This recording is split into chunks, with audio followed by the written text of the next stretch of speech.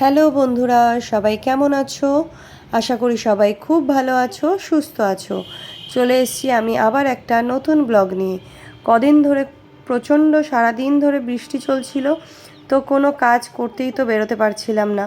তো আজকে তাই জন্য একটু বৃষ্টিটা একটু ধরেছে, তো তাই জন্য সবাই মিলে বেরিয়ে পড়লাম বিষ্ণুপুরে টাইটানের শোরুমে চশমা বানাতে। তো চশমাটা বানাবো শুধু আপনাদের দাদার জন্য, কারণ ওরই চশমার ফ্রেমটা না সাইড থেকে ভেঙে গেছে।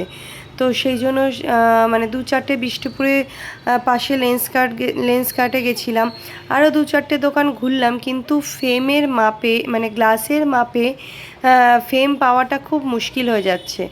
যে সাইজ মতো গ্লাসের সাইজ মতো ফ্রেম পাওয়াটা খুব মুশকিল।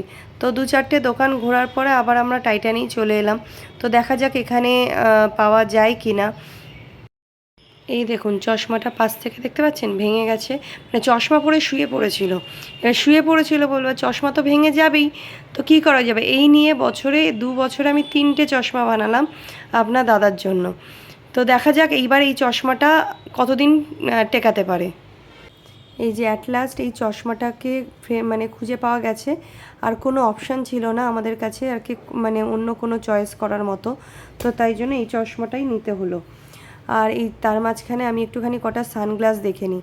কোন চশমাটা কোন সানগ্লাসটা ভালো লাগছে বলুন তো, কমেন্টস করে জানাবেন আমাকে কোন সানগ্লাসটা ভালো লাগছে।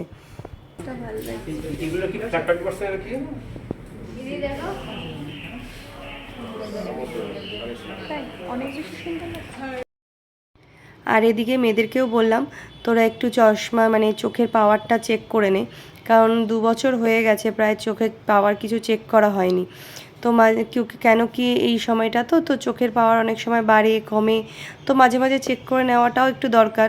তো এসছি যখন একটু চোখের পাওয়ারটা চেক করেই যাক। আর এদিকে আমার মেয়েও বায়না ধরেছে যে ওকেও চশমা বানিয়ে দিতে হবে। আসলে দিশার চশমাটা না প্রায় 2 বছর হয়ে গেছে। তো তখন ওদের তখন ওরা বাচ্চা ছিল, তো তাই জন্য বাচ্চাদের মতন ফ্রেম ছিল।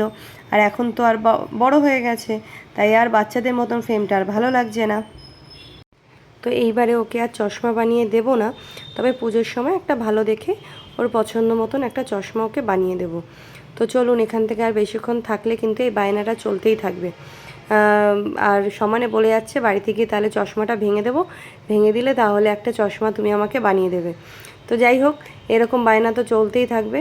আর এই যে আমার আপনাদের দাদার দেখুন চশমা বানানো হয়ে গেছে, তো কেমন লাগছে লুকটা সবাই একটু কমেন্টস করে জানাবে। আর ভিডিওটাও তাহলে এখানেই শেষ করছি। ভিডিওটা কেমন লাগলো সবাই অবশ্যই কমেন্টস করে জানাবে। আর ভালো লাগলে একটা লাইক শেয়ার কমেন্টস করে দেবে। টাটা।